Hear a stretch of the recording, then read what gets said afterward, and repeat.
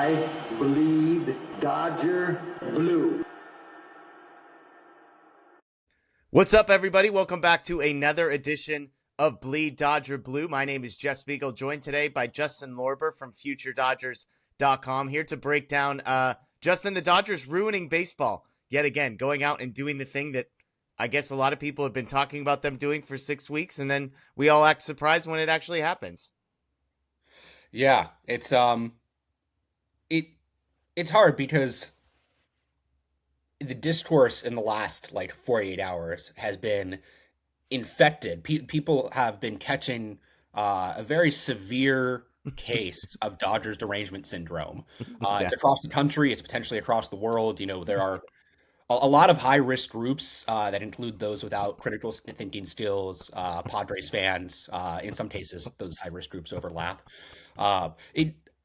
It feels hard to gloat about this. I want to be yeah, these people have no idea what they're talking about when they are deliberately obtuse about why River Ryan is a valuable prospect.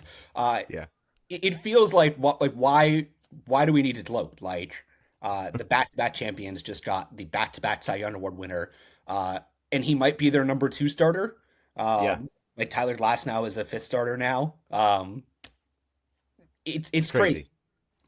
Yeah, it's yeah. We'll get into the prospect stuff. Me arguing with Detroit Tigers fans who just found out who these guys are, and them telling me which guy is a better prospect than which, and who's actually good. I'm like, buddy, you had not heard of Zyhir Hope 3 days ago, so let's just calm down before telling me who is good and who is not good. Here's the plan. Justin is a prospects guy, so I want to get a sense from him on the prospect haul that the Dodgers gave up. And then obviously we'll get to Tarik Skubal specifically and the fit for the Dodgers and the aggressiveness. But let me just start big picture, Justin. I was texting with someone yesterday on Saturday saying I thought it was about a 35% chance that the Dodgers were going to get Skubal. I thought this was more smoke than substance. I thought the Dodgers were being used. And frankly, I just wasn't sure how desperate the Dodgers were going to get. I will say the return is slightly more than I was expecting the return to be.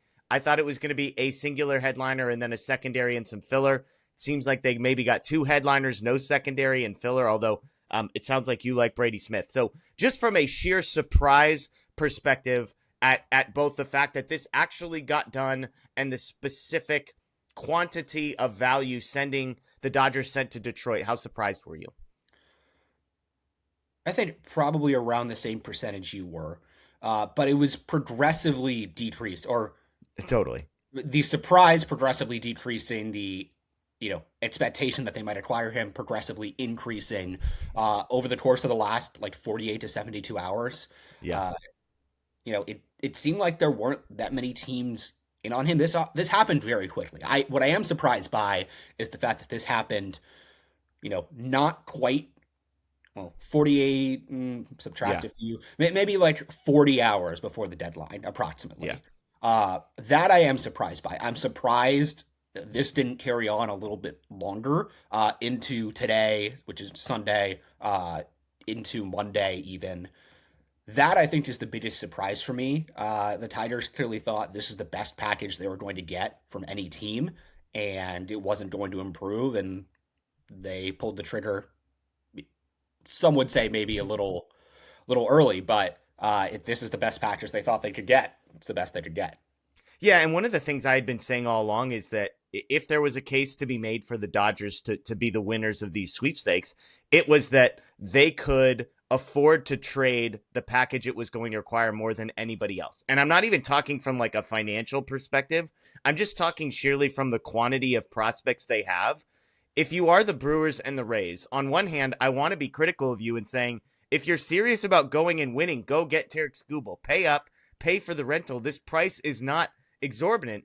On the flip side, the Dodgers can afford to send their 4th best outfield prospect and one of their better pitching prospects for 2.5 months of Tarik Skubal because their 4th best outfield prospect is still a top 50 guy, and because River Ryan does have questions and red flags and whatever you want to call them as a pitcher. And so it does kind of make sense that the Dodgers were the only team that were willing to go there. I think it was Ken Rosenthal, the Athletic, that basically said, everybody in baseball plays scared except for Andrew Friedman, and he was not playing scared last night. He said, does it make sense on an Excel spreadsheet to trade however many years of River Ryan, who I believe is not a free agent until 2031, and Zyhir Hope, who's like a top 50 outfield, top 50 prospect in baseball, top 30 in some places, for 2.5 months of a guy who's going to be a free agent and who just had elbow surgery? No, it probably doesn't make all that much sense. And yet, this is why Andrew Friedman has won 3 titles in 6 years, among other reasons.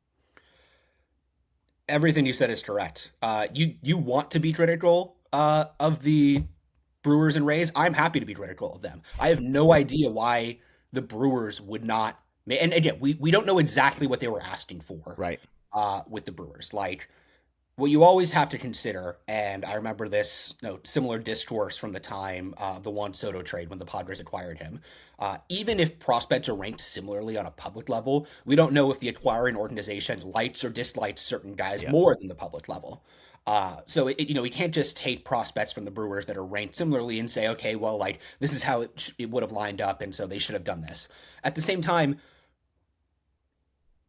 if you're not going to do it now, then when are you going to do it? Right. And sure, maybe like if there's a salary cap, the Dodgers might be weakened, but you never know what's going to happen. You have a chance to acquire, and J.J. Cooper in Baseball America had a great article that I would encourage people to read about the packages that rental aces have gotten in the last 2 decades and why people should lower their expectations for Skubal.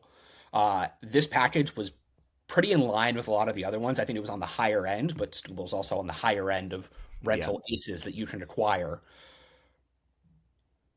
Yeah, I don't understand why, if you are a contending team who needs another starter, like the Dodgers didn't need to get Skubal by any means. Absolutely not. They could, and they offer the best package probably for him. But if you're the Brewers or the Rays, like, why not go get him? Yes, the prospect capital you're going to trade has a greater importance to your organization than it does for a team like the Dodgers, especially, if you're thinking of just outfield prospects. You can much more easily afford to trade a guy like Zyhir Hope. But yeah, I think if I were a fan of a team that was potentially in on this, a Brewers or a Rays fan, with a legit shot at a title this year, because this doesn't increase the Dodgers' odds that significantly above what they were previously. It increases them, but they're not 50% likely. They're not close to 50% likely. They're not 40% likely. Most generously, if you're looking at simulation models, maybe about a third of the time. And that's really, really high for any baseball team to have, like, potentially entering a postseason. Even then, why not give yourself a shot? Why not go for it? I would be upset both because it's like, even though this is a very good package, the Dodgers, this is not going to like drastically harm their farm system and their ability to compete, even in a salary capped world looking a few years ahead. And also, I would have thought, another team could have done this. If speaking from the perspective of a non-Dodgers fan, especially, if I'm a fan of a team that Skubal could have really helped, I'd be pissed. I really would be. Yeah, and if you're the Brewers, you've seen these type of trades help back when they go get CC Sabathia, and it turns everything else around for them.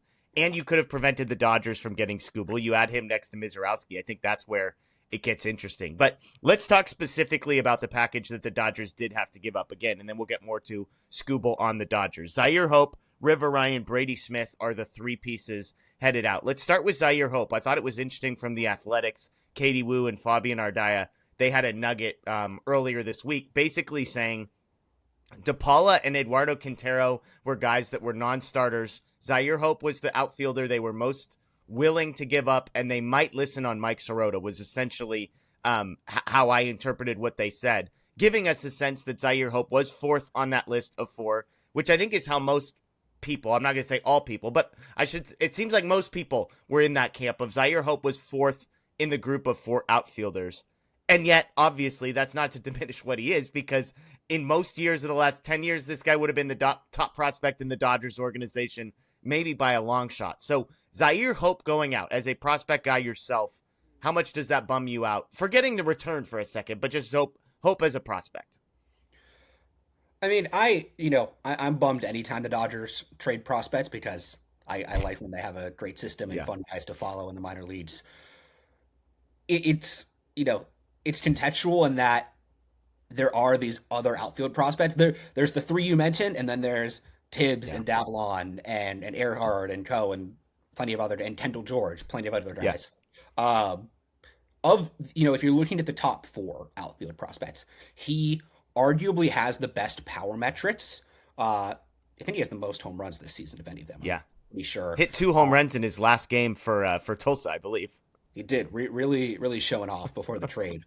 He also has the worst contact rates, most swing and miss of any of the four outfield prospects, and so there is kind of the most risk there. Yeah. Compared to DePaula, we know is going to end up in a corner somewhere, if not, like first base.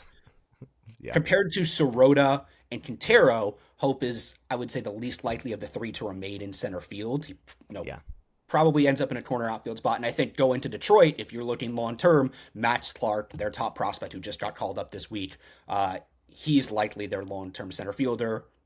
Riley Green in one corner, Zyhir Hope in another. That's a really good outfield, by the way, if you're a Tigers fan. Very exciting potential outfield with those three guys. So, most power of the four. Also, the most swing and miss. And so, offensively, you can chalk it up to might be the most risky, like long term, but also significant upside if the contact stuff is limited and he's getting into that power, which he's like there are guys. You think about someone like DePaula maybe a couple years back, like where you're projecting a lot of power, but the in-game power isn't there yet. Zyhir Hope gets to his power. That is raw power and it's in-game power. So, yeah, I mean, this is a guy who probably can move up to AAA reasonably soon. He's not eligible for the Rule 5 draft until after next season, so doesn't need to be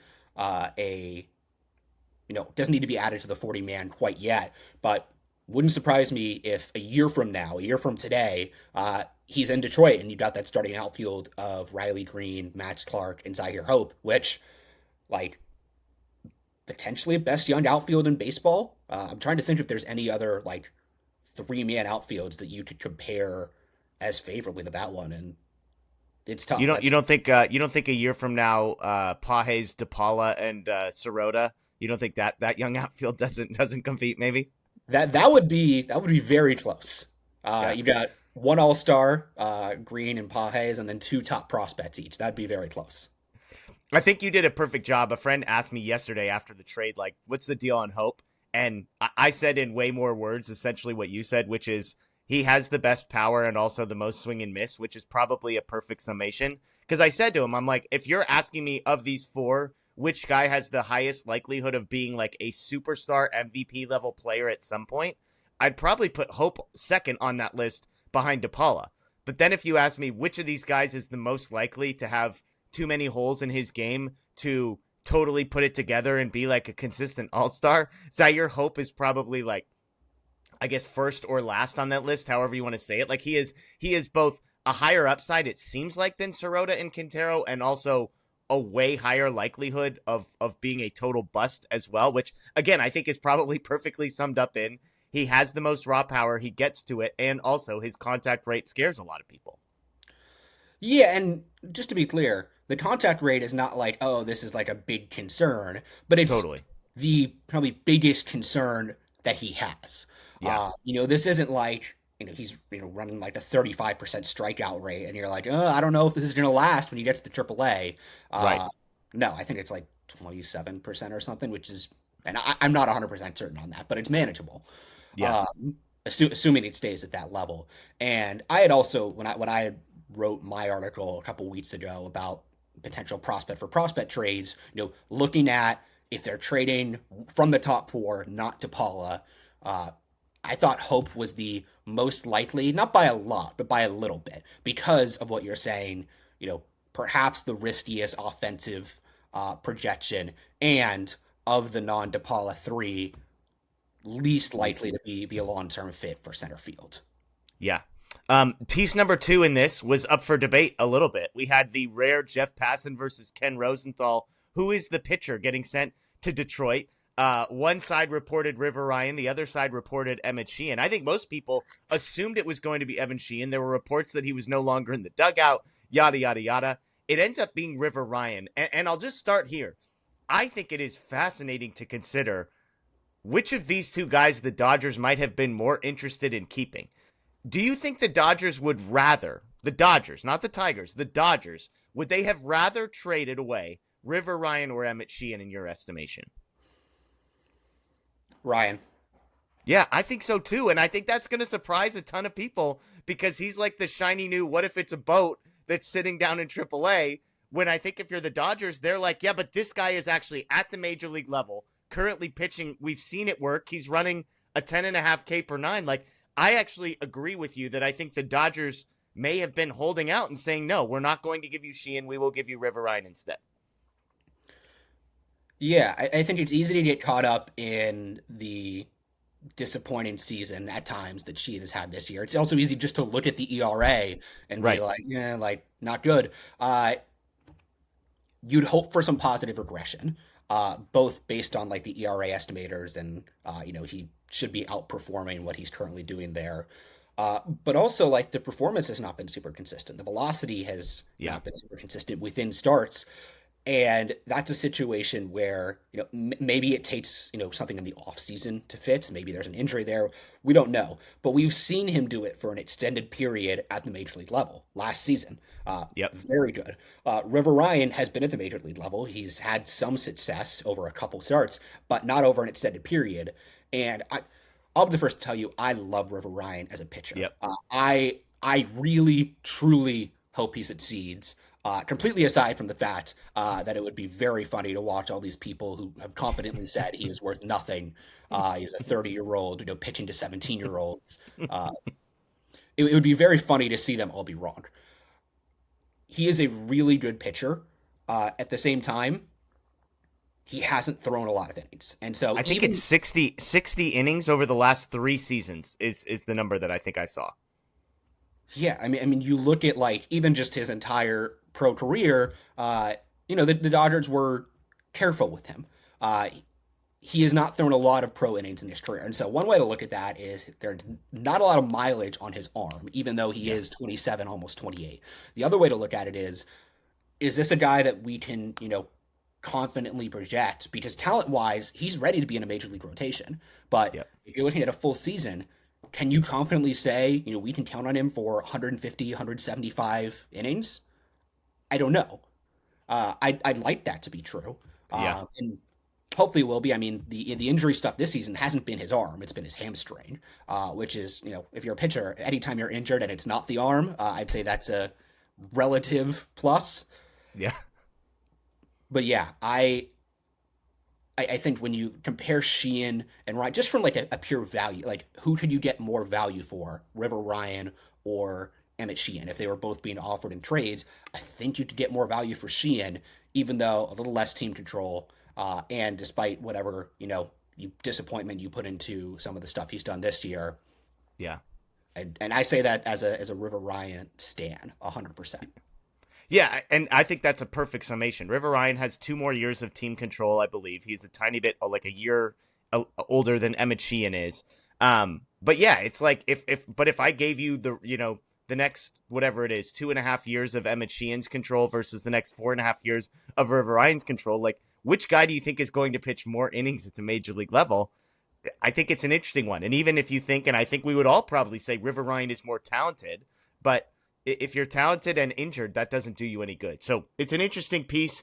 Hope and Ryan, the headliners. The third piece, quickly, is Brady Smith, 3rd-round pick in 2023. I joked with you right before we recorded. People were asking me about him, and I said, I know Justin had him 29th in his preseason rankings. I know he's injured, I believe is what I heard. It sounds like, though, had you updated your rankings with Brady Smith in them, he would have been much higher than 29th. Yeah, I had him jumping at least 10 spots, I think. If I can look at my... Yeah, I think you told me it was like the sort of the 14 to 17 range is where Brady Smith could have found himself. Yeah. Somewhere in that like 14 to 18 range. He was going to move up. He's been hurt for the majority of time that he's been in the organization. He was a third round pick back in 2023. But first, I want to say fully healthy season, he was at low A, and he was pitching really well. Over 14 strikeouts per nine. Got himself a promotion up to high A. Only 2 starts there. I'm not aware of him being injured, but I might have missed something there. He just got the promotion up to high A. You probably know more than me, so we'll go that he's not injured. Maybe it was just the oft injured is what I was remembering. Yeah, it's a fun fastball, swing and miss fastball. Both him and Ryan kind of the similar, like athletic, like wiry body types. Although I'm not aware of Brady Smith being a two-way player like River Ryan was. Fun fastball, good breaking ball. Still, younger pitcher, lower level of the minors. I wouldn't quite call him a lottery ticket because I think he's was one of the best 20 prospects in the Dodgers organization. And that's even if you include Hope and Ryan, he was going to be in my top 20 organizational prospects, which I'll have out probably in the next 48 hours. So not a non-insignificant third piece. I think he alone, if you remove Ryan and Hope, between Smith, Frasso, and Viduric, Smith is the best prospect they've traded, not including the other two. Tigers fans, though, want you to know, Justin, he is 0-10 in his career in the minor league, so he clearly is not good. So here's something that I want people to think about when they look at minor league win-loss records. A lot of times these young pitchers are, they're not going 5 or 6 innings to get a win. Right. And they can't qualify. What that means is basically anytime they pitch and they, the team, they give up a couple runs, the team is trailing, they can still get tagged with a loss, even if they only go 3 or 4 innings, which a lot of times they are, especially for a guy like Smith, who's been not healthy for a lot of his career, who's working back, who's getting stretched out. He's had some starts where he's gone 5 or 6 innings. I'm actually kind of surprised that he hasn't gotten a win yet, but you have to understand the context is they're so much more likely to get a loss than they are to get a win, just based on how the win qualification rules are for starters and like how young minor league starters typically pitch. Yeah. Okay, last thing, and then we get to Skubal. So overall, the package, it's Hope, it's Ryan, it's Brady Smith. It's 2 kind of headliners. It's a third piece that it sounds like you like more than maybe where his prospect ranking is. All that said, even as a prospect guy, I imagine that this is a deal that as a Dodgers fan you are happy to sign off on to get Tarik Skubal. Yes. From a value perspective, no one wants to hear this argument, Dodger fans or otherwise. No one wants to hear an argument that from a value perspective, there's an argument that this is an overpay for any rental player. Even if that rental player is Tarik Skubal, possibly the best pitcher in baseball over the last 2 calendar years. No one wants to hear that because it's the Dodgers getting Tarik Skubal and trading for the depth of their farm system without having to give up a major league piece like Emmett Sheehan, without having to give up, Yosue DePaula or, two of like the top prospect group.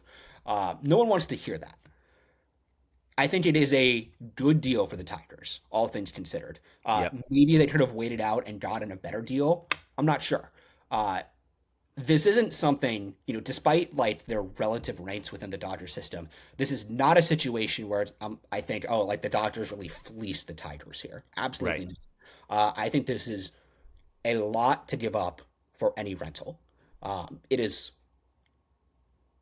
in some sense worth it because it's the Dodgers acquiring Tarik Skubal. It's like the final Infinity Stone getting put in. It really does feel like that in some sense. And it's also, what are you willing to trade for Tarik Skubal and get him on the Dodgers, have him starting one of your 4 postseason games in each round. And, then arguably the team that looked like they might finish second is your biggest competition in the National League. I get it. I'm not going to complain about it, even though I think it is a lot to give up.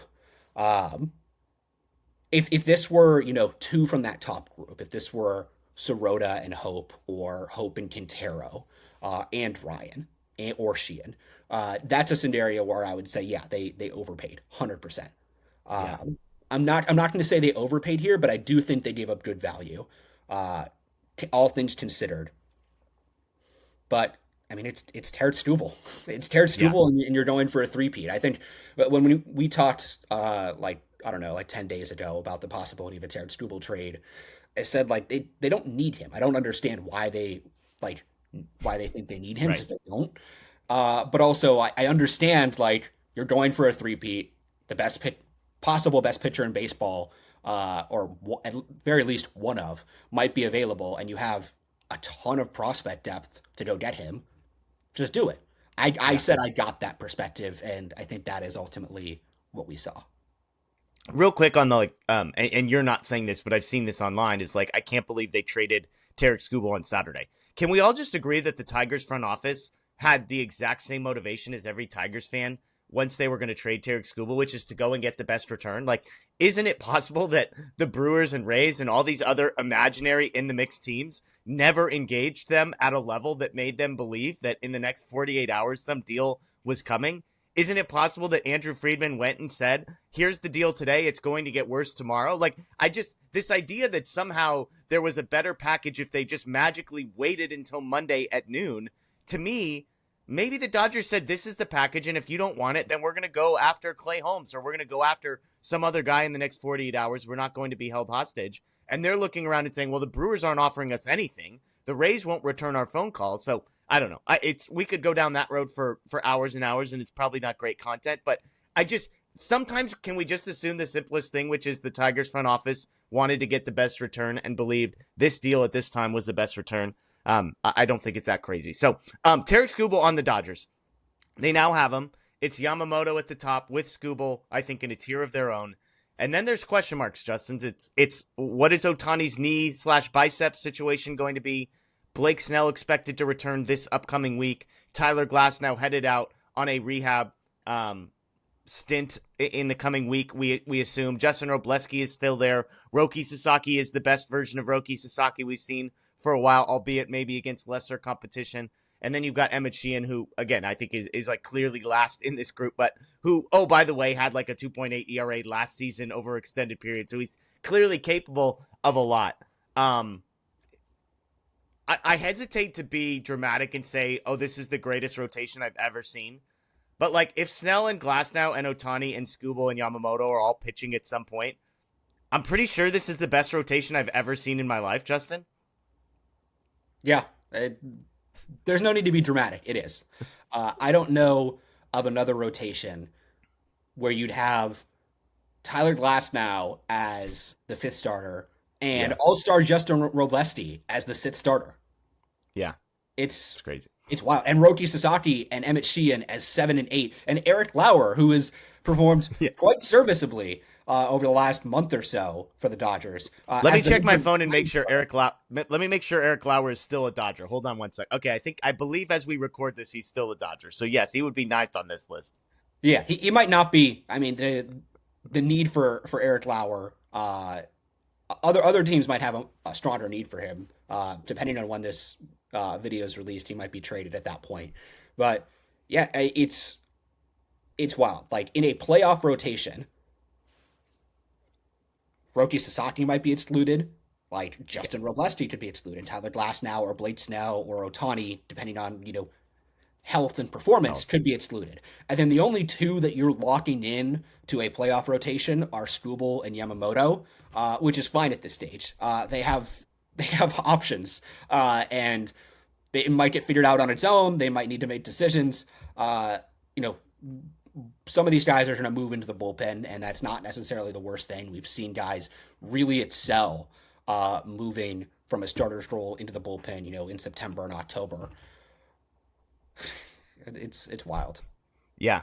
I mean, honestly, the only concern if I'm the Dodgers now is how do you get this group of guys over the finish line without, sort of stunting their ability to maintain the momentum, right? Like, they trade for Tarik Skubal. I'm thrilled. The only other thought running through my brain is like, how do we bubble wrap this guy for 2 months to make sure that whatever the nanoneedle procedure has set well, and it's the same thing. Like, great, Snell is coming back. Let's get him built up. How do we get Ohtani's knee and bicep to a point where he can actually pitch? I mean, that is genuinely the only goal that the Dodgers have over the next couple of months is how do we get these guys to the finish line? Because if they can figure out how to do that, while also obviously getting a bye in that first round and avoiding the stupid 3-game wildcard series, I can imagine myself, Justin, waking up in game 1 of the NLDS and looking at a rotation that is either healthy or at least mostly healthy, and knowing in a 5-game series, it's going to be either Yamamoto twice or Skubal twice and the other guy once. Then if you get to the NLCS, the other guy is going to pitch in game 1 and potentially twice in the series. Like, it's just crazy to think that 2 of the 3 or 4 best pitchers in the world are going to be on the Dodgers come postseason time. And on top of that, Tyler Glasnow, who when he is healthy is probably one of the 15-ish best pitchers in baseball, they might not have room for him because the other guys are all higher than 15th. Yeah, this is not a scenario for now. Pitcher health is fleeting, and I'll knock on wood because I don't want to jinx anything. But this is not a scenario where you've had in past years, as recently as 2024, where the question is like, who the hell are going to start in Game 4? Like, do we need to run a bullpen game in Game 4? This is not that kind of scenario, or throw someone on short rest. You hope you're going to have enough health with the guys that you have to construct what is probably going to be the best 4-man rotation in baseball come playoff time. Yeah. We'll see what that actually looks like. Go ahead. Yeah. No, I was just going to say, in Glasnow, by the way, you were talking about starting pitchers getting moved to the bullpen potentially. Like, Glasnow pitched well out of the bullpen last year. Obviously, he pitched back-to-back days, Friday and Saturday. He gave them a perfect inning in Game 6, gave them 2 1/3 in Game 7. 1 earned run over that stretch, just 3 hits allowed. And then in the Philadelphia series, he also got them 5 outs out of the bullpen, scoreless innings. So you look at him as a reliever, I believe it was 5 innings, 1 earned run for Tyler Glasnow. So again, we'll see if that's how this ends up playing out. Let me get you out of here on this, Justin. If you just had to guess, and neither of us has the information required to guess, but we're on YouTube, so this is what we do. Beyond Yamamoto and Glasnow, what would you say is the most likely scenario as far as the 2 guys that end up pitching 3rd and 4th in some order? I won't make you guess order for the Dodgers. Do they get Ohtani healthy by the postseason? Does Tyler Glasnow complete a rehab assignment and get built up in time for October 1st? Can Blake Snell stay healthy, having made just 1 start so far this season? Which 2 guys, if you had to guess today, fill out the 3rd and 4th spots? Health permitting, Ohtani and Snell. Yeah. But that's the question with Ohtani's health. It seems like there is not a ton of public information about, what percentage is he at health-wise. Based on what I saw, I'm a little surprised he's not going on the injured list just to give him a chance to rest. But also they're making rational decisions based on a lot more information than we have. And so if he's not going on the injured list, there's a good reason for it. If it's not Ohtani, I would say probably Glasnow, but Justin Roblesti's pitching great. The only thing with Roblesti is the innings workload, and so that might be one of the things that pushes him a little bit more towards the bullpen side of the starter or bullpen line. Yeah. And also, that's a role that he worked in last postseason and did well in. Yep. Yeah, it's a good problem to have. I'm with you. Obviously, Snell and Ohtani, I think, are the 2 if healthy. The Ohtani thing is a mystery to me on if they're going to be able to figure this out and get him back. And again, if Tyler Glasnow is healthy on, September 1st, do you just say, whatever, Ohtani's not going to pitch this postseason because we have Glasnow in the 4th spot and it's not worth risking anything? It's not worth trying to do this whole build up in the regular season at the major league level.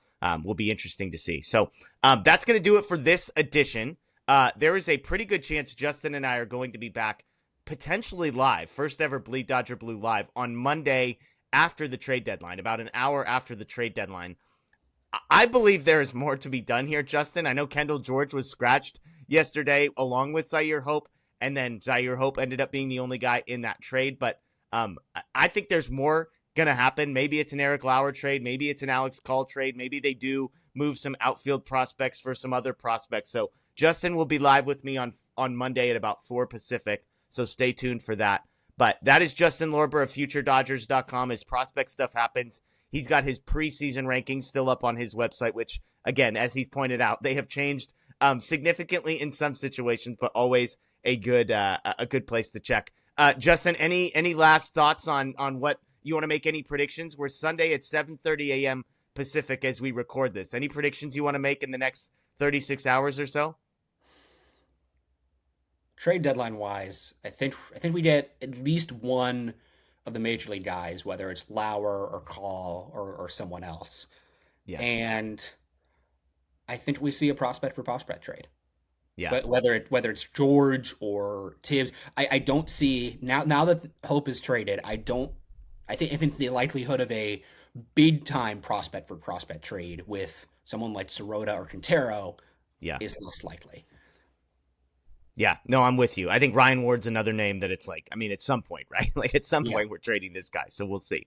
Again, thank you everyone for watching. This is Bleed Dodger Blue, part of the BLEAV Podcast Network. You can check out our friends over at Homage down below. I've got my Grateful Dead World Series champion shirt from Homage, the best stuff. Visit the link in the description below. Also, if you're a fan of the show, if you're a fan of what we do, you can visit our Patreon, patreon.com/bleed-dodger-blue.